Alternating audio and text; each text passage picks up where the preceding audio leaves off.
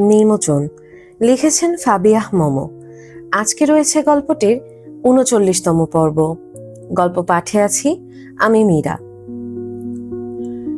রাতের আধারে ঘটে গেল নৃশংসতম একটা ঘটনা। কেউ জানল না, বুঝলও না। ঢাকার ওয়ারি এলাকায় নিঃশব্দে খুন করে ফেলা হয়েছে একটা প্রাপ্তবয়স্ক যুবককে। যুবকটির বয়স বোধহয় ২৬-এর কাছাকাছি। পরনে কালো শার্ট প্যান্ট এবং উল্লেখযোগ্য বিষয় প্যান্টের কাছে জিপার খোলা। প্রকৃতির ডাকে সাড়া দিতেই যে যুবকটি রাস্তার পাশে দাঁড়িয়েছিল, এটাই ছিল তার জন্য মৃত্যু নামক পরিণতি। অদূরে দাঁড়ানো গাঢ় নীল গাড়িটি দুমাদুম বিপদের গন্ধ পেয়ে সেখান থেকে সটকে পড়েছে। গাড়িটা বোধহয় জানতো আজ ধরা পড়লে কোথায় ওদের চামড়া ছাড়ানো হবে। তবে মৃতদেহের কাছে তখনও পড়ে আছে পার্সেল, খাবারের পার্সেল। রেস্তোরাঁর লোগো বসানো ওটাতে।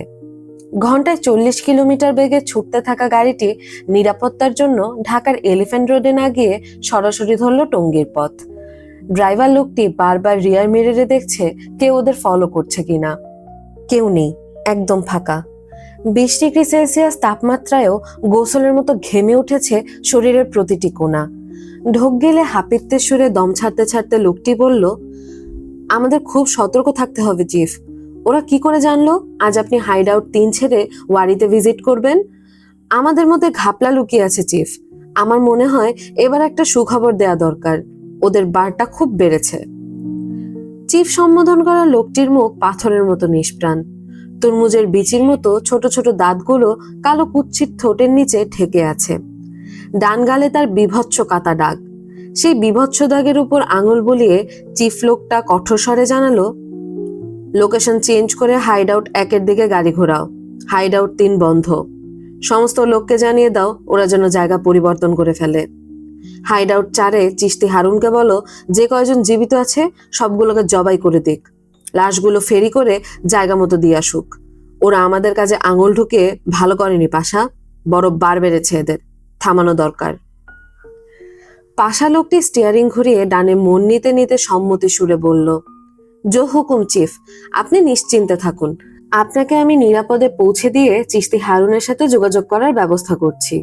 একটা কথাও মাটিতে পড়বে না চিফ। সিকান্দার পাশা যতক্ষণ দম নিচ্ছে ততক্ষণ পর্যন্ত কোনো বাঘের বাচ্চা কলজে নিয়ে ফিরতে পারবে না, খোদার কসম। পাশে বসা চিফ লোকটি সুপ্রসন্ন হয়ে দুবার মাথা ঝাঁকালো পাশার প্রতি। সিকান্দার পাশা সবচেয়ে ভয়ঙ্করতম নিষ্ঠুর এজেন্টদের একজন। মানুষ শিকারে সিকান্দার পাশার মতো নির্মম অমানবিক এজেন্ট হিসেবে আর কারো জুড়ি নেই। তাকে সহজে মাঠেও নামায় না চিফ।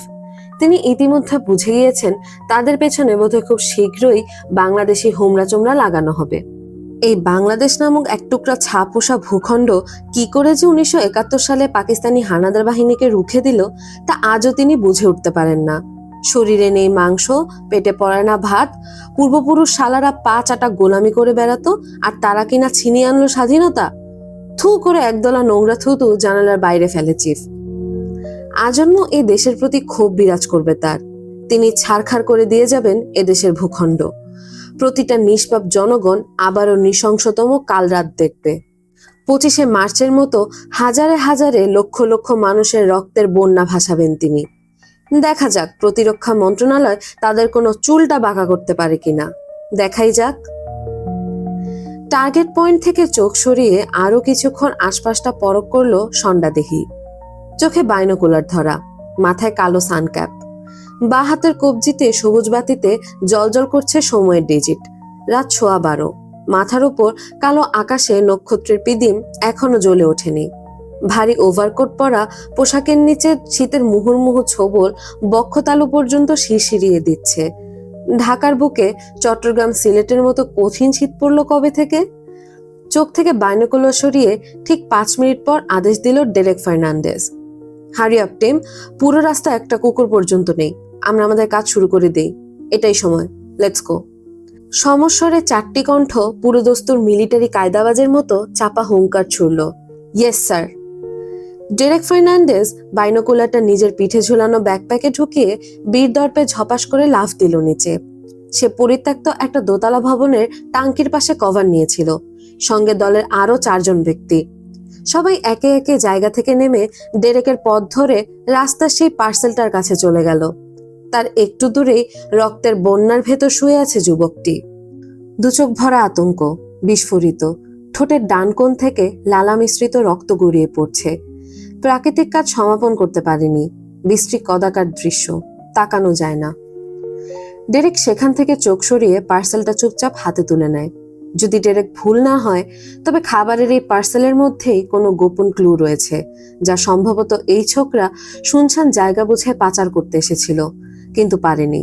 বদমাস ছোকরা এটা বুঝেনি পুলিশের চোখে ধুলো দেওয়া সহজ হলেও পুলিশের বাপকে ধুলো দেওয়া অত চারটিখানি কথা না। পার্সেলটা ব্যাকপ্যাকের মধ্যে ঢুকিয়ে বাকিদের উদ্দেশ্যে বলল ডেরেক, এটাকে এমনভাবে সাফ করে দিতে হবে যেন কিচ্ছু ঘটেনি। ভোরের আলো ফোটার আগেই সবকিছু ক্লিয়ার। পুরো জায়গা ফকফকা না করলে সিভিলিয়ান সোসাইটি সামলানো যাবে না। কাজ শুরু করো জলদি। আদেশ সূচকে বলা কথাটা রজার স্যার বলে প্রত্যুত্তর করলো 4 কর্মকর্তা। দ্রুতগতিতে কাজ শুরু করতেই ডেরেক এবার ওভারকোটের পকেটে হাত ঢুকালো। এখনো কোনো কল আসেনি ফোনে। না জানি স্যার ওদিকটা সামলাতে পেরেছে কিনা। একবার কি রিস্ক নিয়ে একটা ফোন দিয়ে দেখবে, জিজ্ঞেস করবে ওদের সাহায্য লাগবে কিনা। ডেরেক জানে একা হাতে সবকিছু সামাল দেওয়ার মতো দীর্ঘদিনের ট্রেনিং আছে স্যারের। আছে বলেই তার মতো ব্যক্তির এমন উপর্যুপরি কদর। তিনি কোনোভাবেই টিমের উপর দিয়ে ঝড়ঝন্ডা বইতে দিবেন না। হঠাৎ পেছন থেকে কে যেন বলে উঠল, ক্যাপ্টেন, সাইদ স্যার কি একটু বেশি ঝুঁকি নিয়ে ফেলছে না? যদি ওই দ্বিতীয় লোকটার কাছে এক্সপ্লোসিভ কিছু থাকে তাহলে তো ভয়ঙ্কর অবস্থা হবে স্যার। এদের তো কোনো বিশ্বাস নেই। এরা জানোয়ারের মতো বেপরোয়া। স্যার পুরো টিমটাই আমাদের সাথে পাঠিয়ে দিল, আর ওই এলাকায় একা একা উনি টেক ওভার করছে। আমাদেরকে একবার যাওয়া উচিত। ডেরেক ফোন থেকে দৃষ্টি সরিয়ে মুখটা পিছু ঘুরিয়ে বলল, নো অফিসার, ফরওয়ার্ড করার সুযোগ নেই। সাইদ স্যার অর্ডার না দিলে আমি কিছুই করতে পারবো না। উনি যদি মনে করেন আমাদের এখানে থাকাটা বেশি জরুরি, তাহলে আমরা তার ডিসিশনের এগেনস্টে যেতে পারবো না। কমান্ড ফলো করতেই হবে। অপেক্ষা করা যাক, চলো কাজ শেষ করি। জি স্যার। ডেরেক ফার্নান্ডেজ ভালো করেই জানে তাদের স্যার মিঠা পানির মাছ না। বিপদের মুখে পড়লে কিভাবে শত্রুর সামনে থেকে বেরিয়ে আসা যায় এটা তিনি ভালো করেই রপ্ত করেছেন। এমন হাজারো বিপদ দু কাঁধে সামাল দিয়ে এসেছেন এতদূর। কোথায় বকে র করতে হয়, কোথায় করতে হয় কাজ হাসিল, কোথায় ঘোল খাওয়ালে সর্বোচ্চ ক্ষতিটুকু করে আসা সম্ভব, এটা তার চেয়ে বোধ হয় কেউই ভালো জানে না। এই মুহূর্তে যথাযথ অর্ডার ফলো করা ছাড়া দ্বিতীয় কোনো উপায় নেই। ডেরেক মুখ ঘুরিয়ে দ্রুত কাজ সমাধা করতে এগিয়ে চলে। 4 জনের সাথে হাত লাগালো সে ফটাফট। ওয়ারি থেকে আসার পর কেমন একটা ভয় ভয় লাগছে কিবরিয়ার। এই ভয় ব্যাখ্যা করার মতো নয়। বারবার মনে হচ্ছে কে যেন আছে পেছনে, কিন্তু মুখ ঘুরালে কাউকে দেখতে পাচ্ছে না সে। এমন অদ্ভুত আতঙ্ক ভর করলো কেন? রাস্তায় তো কেউ নেই। হাঁটতে হাঁটতে সেই রেস্তোরাঁ থেকে অনেক দূর চলে এসেছে। তার সাথে থাকা মোবাইল ফোনটার চার্জ পুরোপুরি শেষ, বন্ধ। মেজাজটা অবশ্য এই নিয়ে খারাপ লাগছে। একটা জরুরি কল করা প্রয়োজন ছিল। মালটা ঠিকঠাক মতো পৌঁছালো কিনা এখনো জানতে পারেনি, কিন্তু অবচেতন মন আশপাশ থেকে কিসের যেন কু ডাক দিচ্ছে। চট করে দুহাত প্যান্টের পকেটে ঢুকিয়ে দ্রুত ফাঁকা রাস্তা ধরে হাঁটতে লাগলো। ল্যাম্পপোস্টের আলোটা বেশ হাত পেছনে ফেলে আসতেই আবছা ঘন অন্ধকার মতো রাস্তাটায় উঠে গেল কিবরিয়া। এই তো 10 মিনিটের মতো হাঁটলেই তার থামানো বাইকটা সে পাবে। কিন্তু হঠাৎ মনে হলো পেছনে খুব কাছাকাছি এসে কে যেন হাঁটছে। হ্যাঁ, সত্যিই হাঁটছে। ভারী কি পদচলন, বেশ মেপে মেপে কদম ফেলা। চট করে পিছু ফিরে চাইল কিবরিয়া। সাথে সাথে ভয়াল স্বরে আটকে উঠতেই কয়েক পা পিছিয়ে গেল সে। কণ্ঠ রোধ হয়ে সমস্ত হাত পা শিরশিরিয়ে উঠেছে। নিঃশ্বাসের কুণ্ডলি তার ফুসফুস থেকে বেরোতে পারছে না। কিবরিয়া কোনো মতে থতমত সুরে বলল, সাইদ, জুনায়েদ সাইদ, তোমার আতঙ্ক চিনতে পেরেছ? দু চোখের কোটর থেকে যেন চক্ষুজোড়া বেরিয়ে আসছে। রাতের অন্ধকারে ভরাট কণ্ঠটুকু কেমন ছমছমে ও ভয়ঙ্কর শোনালো, তা ভাষায় বলা দুষ্কর। এর চাইতে নিষ্ঠুরতম শীতল কণ্ঠ কিবরিয়া তার 27 বছরের জীবনে কখনো শুনেনি। যেন ওইটুকু নামের পেছনে লুকানো নির্মম পরিচয়টা বুঝিয়ে দিচ্ছে এই লোক। ব্যাপারটা টের পেতেই কিবরিয়া তৎক্ষণাৎ আরো 2 কদম পিছিয়ে যেয়ে গলার ভারসাম্য ধরে বলল, আমার পিছু নেওয়া হচ্ছে কেন? হু হু করে শীতালু বাতাস এসে ছুঁয়ে দেয় সাইদের রেশমের পাতলা চুল। কপালের থেকে থোকা থোকা চুলের প্রান্ত এসে নিষ্পলক কালো চোখ দুটো আরো বেশি ভয়ঙ্কর করে দেখাচ্ছে। সে যে অন্ধকারকে পাল্লা দিয়ে কালো শার্টের স্লিভ দুটো খুব আস্তে আস্তে কোণের কাছে গুটাতে শুরু করেছে সেটা খেয়াল করেনি কিবরিয়া। পুরোদস্তুর শান্ত হয়ে স্বাভাবিক সুরে বলল সাইদ, কাজের কথায় আসি। আমার ঘুরিয়ে পেঁচিয়ে অভিনয় করা পছন্দ না। যা যা শুনলে আমার সময় বেঁচে যাবে সেটা আমাকে জানিয়ে দাও কিবরিয়া বিল্লাল। তোমার মতো এসপিওনাজ লাইনে আসা নতুন নতুন ছোকরার সাথে ক্যালিবার দিয়ে চলা যায় না। বলো, সময় নষ্ট করো না, আমি তাড়াতে আছি। কিবরিয়া দোকানে যে বিবরণ শুনেছিল সেটা মনে হচ্ছে 100% ভুল। সামনে দাঁড়ানো 184 সেন্টিমিটার দীর্ঘদেহী এই লোক যদি সাইদ হয়, তার তো চেহারা হওয়ার কথা ডাকাতের মতো।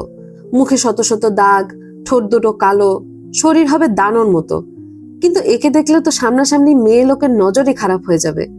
এই শালা এমন গ্রিক মূর্তিদের মতো সুদর্শন কেন? বাপমা কি বুঝে একে অমানুষের লাইনে পাঠালো?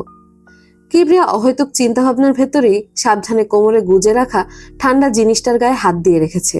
গলাটা ভিজিয়ে সাফসুত্র কণ্ঠে বলল, আমার কাছে কিছুই জানানোর নেই ভাইয়া। ভুল জায়গায় মনে হচ্ছে টুক্কা দিয়ে ফেলছো। জানগা, আপনি কে চিনি না, আমাকে আপনি চিনেন না, হয়েছে নি হিসাব, ভাগেন। চটাস করে এক চর পড়ল মুখের উপর। বেকায়দায় পড়ে কিবরিয়া তখনই 2 পা পিছিয়ে যাচ্ছিল, কিন্তু পারল না। তার কলারটা বজ্র আটনির মতো কঠোর থাবায় মুচড়ে একেবারে কাছে টেনে আনলো সাইদ। নিষ্পলক চোখে কিছু বলার আগেই অনুভব করলো তার বা বুকের ওপর ঠান্ডা কিছু ঠেকিয়ে রাখা হয়েছে। এক পলক চোখ দুটো নত করে দেখলো বস্তুটা কোল্ট রিভলভার, সম্ভবত লোডেড। চর খেয়ে ঠোঁটের এক পাশ কেটে রক্ত ঝরলেও শয়তানি হাসি দিচ্ছে বদমাসটা। অনাবরত ভ্রু নাচাতে থাকলে সাইদ প্রচন্ড রাগটা সন্তর্পণে চেপে নিয়ে বলল, তোমাকে বাঁচিয়ে রাখতে চাইছি বিল্লাল, কথা শোনো, রিভলভার নামাও। এটা ভালো করেই জানো রিভলভার সরানো আমার জন্য কয়েক সেকেন্ডের ব্যাপার। আমি কে, কি, কোথাকার মানুষ এটা মনে হয় না তোমার অজানা আছে। ভীষণ কুৎসিত একটা হাসি দিয়ে চাপা ইঙ্গিতে চোখ টিপ মেরে বলল কিবরিয়া, একটু আগে এটাও খোঁজ পেয়েছি আপনি বিবাহিত। এতদিন একা একা থাকতেন, বাড়ির বাইরে হুট করে এক পত্তন আর্মি গার্ড লাগাইছেন।